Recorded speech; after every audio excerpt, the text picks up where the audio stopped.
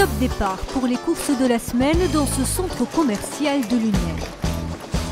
À gauche, Emmanuelle. À droite, Sophie. Les deux femmes se lancent dans les rayons avec chacune un objectif différent.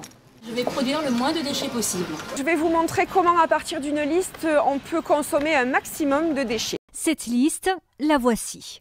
Sophie et Emmanuelle doivent acheter 12 produits, même quantité, même marque, seule différence dans leur achat, le nombre de contenants. Là, je m'apprête à choisir 2 produits. Ce qui est important, ce sont les grammages. Donc deux petites portions de 400 grammes.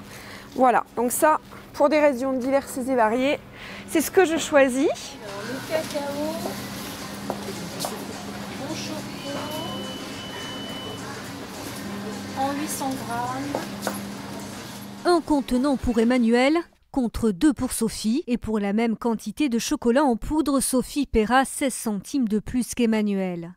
La différence semble faible, mais une fois la liste terminée, le chariot rempli avec le moins de déchets possible aura coûté 23,93 € contre 42,03 pour celui constitué avec un maximum de déchets, soit une différence de prix de près de 20 €. Moins d'emballage, moins de dépenses, c'est l'argument de ces deux femmes pour inciter les consommateurs à réduire leurs déchets. Et vous pouvez voir l'impact financier que ça a.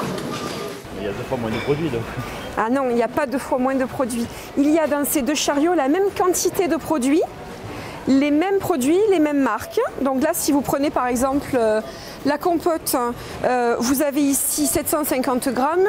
Et là, vous avez à peu près la même quantité à 50 grammes près en gourde buvable pour les enfants. Moi, je prends pas des petits emballages parce que j'ai pas de gamins, j'ai pas de. Mais je trie mes poubelles, mais pas plus. Hein. C'est vrai qu'à un moment donné, la poubelle elle se remplit très vite. Hein. En achetant beaucoup de petites bricoles, une petite boîte, une petite boîte, une autre petite boîte, ça fait beaucoup de déchets à la fin de la semaine. C'est bien, il faut bien sensibiliser les gens, pour que les gens savent de quoi il s'agit. Cette sensibilisation, pilotée par la communauté de communes du Pays de Lunel, intervient à l'occasion de la Semaine européenne de la réduction des déchets. Elle se tient chaque année au mois de novembre. Les gens comprennent très vite pourquoi on est là. Et très vite, ils nous disent qu'ils ont déjà des bonnes habitudes. Donc c'est plutôt encourageant pour nous.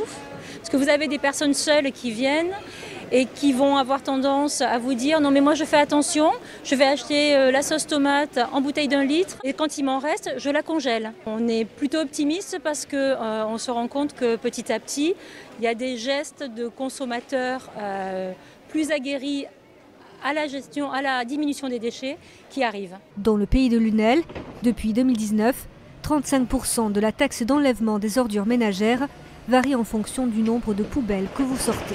Nous, on a par exemple 25 000 tonnes de déchets à traiter par an, rien que pour le territoire du Pays de Lunel. Donc, au niveau national, c'est vraiment des volumes très très conséquents. Donc il faut absolument qu'on maîtrise ces tonnages-là. Parce que ces tonnages-là, effectivement, on les collecte. Mais surtout, on doit les traiter, les enfouir parfois, les incinérer. Donc il faut absolument que tout le monde soit sensibilisé sur ça. Et ça veut dire peut-être revoir sa consommation, son mode de vie et voilà, qu'est-ce qu'on fait avec des produits dont on n'a plus besoin. La loi de transition énergétique adoptée en 2015 ambitionne de réduire les déchets ménagers de 10% d'ici l'année prochaine.